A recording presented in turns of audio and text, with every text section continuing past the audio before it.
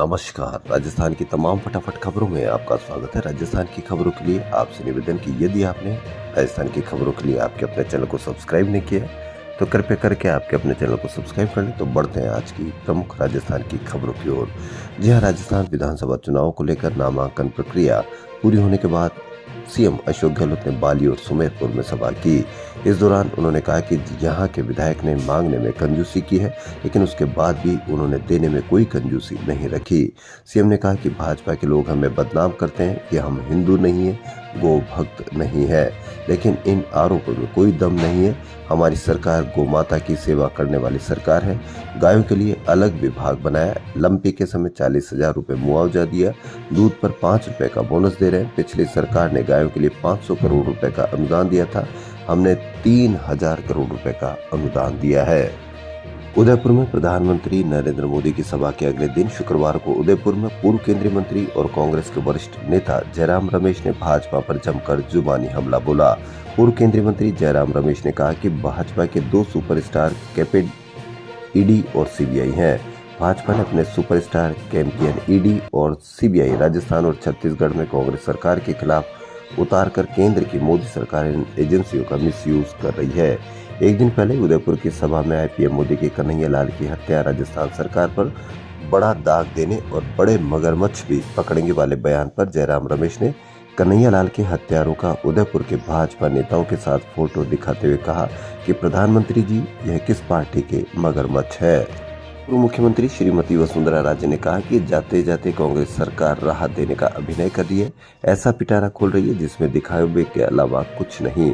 आखिरी समय में कांग्रेस की राहत घोषणाएं सिर्फ 4 दिन की चांदनी है। वह शुक्रवार को भाजपा के डग प्रत्याशी विधायक कालू मेघवाल के समर्थन में आयोजित कार्यक्रम में बोल रही थी।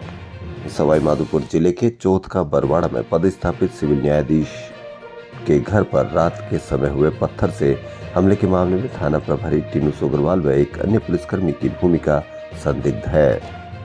शुक्रवार को सिपाही की 5 साल की बच्ची के साथ पुलिस सब इंस्पेक्टर ने दुष्कर्म कर दिया। ये एक बहुत ही बड़ा तमाचा समाज के ऊपर। घटना का खुलासा होते ही आक्रोशित लोगों ने जमकर हंगामा किया और तोड़फोड़ की। आरोपी ने थाना परिसर में ही खुद को एक कमरे में बंद कर लिया, लेकिन नाराज लोगों ने खिड़की तोड़कर उसे बाहर निकाला। कस्बे से चौराहे तक घसीटते हुए उसे पीटते हुए ले गए।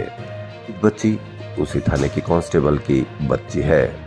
समाज किस दिशा में जा रहा है? राजस्थान में विभिन्न सीटों पर जाकर प्रचार करना कांग्रेस और भाजपा के स्टार प्रचारकों के लिए फिलहाल चुनौती ही बना हुआ है। दोनों पार्टियों ने अपने 40 स्टार प्रचारकों की सूचियों में ऐसे कई नेताओं को शामिल किया है जो खुद चुनाव लड़ रहे हैं। ऐसे में फिलहाल अपनी अपनी सीटों में उलझे हुए हैं और पहले खुद की स्थिति मजबूत करने में जुटे हैं। राजस्थान में इस बार के विधानसभा चुनाव में भाजपा और कांग्रेस सहित 80 राजनीतिक पार्टियां मैदान में है, जबकि निर्दलीय 737 सीटों पर ताल ठोक रहे हैं। कुल 1875 प्रत्याशी चुनाव लड़ रहे हैं। हनुमान बेनीवाल की आरएलपी और आजाद समाज पार्टी ने गठबंधन के साथ 124 सीट, बसपा ने 185 सीट, आम आदमी पार्टी ने 86, वहीं हनुमान बेनीवाल की आरएलपी ने 78 प्रत्याशी चुनावी मैदान में उतारे हैं। दीपोत्सव के स्वागत के लिए गुलाबी नगरी सज धज कर तैयार है। शुक्रवार शाम को धनतेरस पर चांदपुर बाजार, चौड़ा रास्ता, तेपुलिया, गणपुरी, नाहरगढ़ रोड बाजार में व्यापारियों ने रोशनी स्विच ऑन किया। खाद्य पदार्थों में मिलावट रोकने के लिए दिवाली पर्व पर संचालित अभियान के तहत जयपुर शहर और भी कई शहरों में विभिन्न स्थानों से दूध, मावा, पनीर, तेल, मसालों के कई नमूने लिए गए हैं। दीपावली पर्व पर शहर के सभी बाजारों में सजावटी एवं रोशनी की व्यवस्था की गई है। दिवाली पर 3 दिन जयपुर के परकोटे में भारी वाहनों का प्रवेश बंद रहेगा। जयपुर कमिश्नरेट में रात्रि के समय लगने वाले नाकाबंदी पॉइंट पर ड्यूटी करने वाले पुलिस कर्मियों की सुरक्षा के लिए जल्द ही उनके कंधे पर बॉडी वॉर्न एलईडी ब्लिंकर लगाए जाएंगे। इसके लिए पुलिस कमिश्नरेट से प्रस्ताव तैयार कर पुलिस मुख्यालय भेजा जा रहा है। आयुर्वेद विभाग की ओर से आज से ओटीएस स्थित भगवंत सिंह मेहता सभागार में 8वां राज्य स्तरीय आयुर्वेद दिवस समारोह आयोजित किया गया। मालवीय नगर विधानसभा क्षेत्र से कांग्रेस प्रत्याशी डॉक्टर अर्चना शर्मा ने मालवीय नगर में फैले भ्रष्टाचार को मिटाएंगे, 38 वर्षों से फैले भ्रष्टाचार को और उसके बाद जनसंपर्क किया और कांग्रेस की 7 गारंटियों को घर घर पहुंचाने का भी संकल्प लिया गया। पहले संगठन की ओर से आयोजित 52वीं राष्ट्रीय खेलकूद प्रतियोगिता के Nehru cup under 15 boys hockey का आयोजन केंद्रीय विद्यालय संगठन रांची संभाग में हुआ। इसमें 25 संभागों की कुल 13 टीमों ने भाग लिया। केंद्रीय विद्यालय क्रमांक 6 जयपुर की टीम से खिलाड़ियों ने गोल्ड मेडल और विजेता ट्रॉफी प्राप्त की है।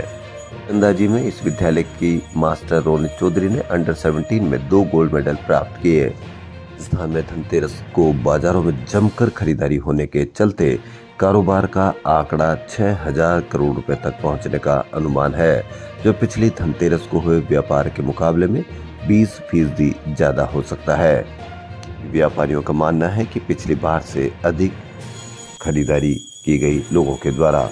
पश्चिमी विक्षोभ के असर से शुक्रवार को मौसम का मिजाज बदल रहा। बादल छाए रहे, कुछ स्थानों पर हल्की बारिश हुई, कई इलाकों में बारिश, तो एक हफ्ते में सर्दी बढ़ जाएगी। आप किसी आचार संहिता के उल्लंघन से परेशान हैं तो निर्वाचन विभाग के ऐप का नाम सी-विजिल रखा गया, जिस पर आदर्श आचार संहिता का उल्लंघन करने पर शिकायत दर्ज करा सकते हैं। संबंधित अधिकारियों को 100 मिनट की समय सीमा में समस्या का निस्तारण करना होता है। आमजन इस ऐप का इस्तेमाल करके कदाचार की घटना की जानकारी भेज सकता है।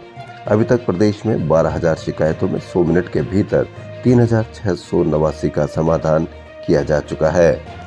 निर्वाचन आयोग ने राजस्थान में होने वाले चुनावी खर्च में सामग्री की दरें तय की है। हर प्रत्याशी की निगरानी होगी। चुनाव में प्रत्याशियों के खर्च में चाय 5 रुपए की और कचौरी 10 रुपए की जुड़ेगी। पोस्टर 3.5 और बैनर की दर 5 रुपए तय की है। और भी कई दरें तय की है। तो इसके लिए अब चुनाव में प्रत्याशियों को खर्च पर लगाम लगानी होगी और किस तरह से खर्च करते हैं यह आप भी देख सकते हो। राजस्थान की खबरों फिलहाल इतना ही। यदि आपको राजस्थान की खबरें पसंद आ रही है तो लाइक, सब्सक्राइब और शेयर अवश्य करें। धन्यवाद।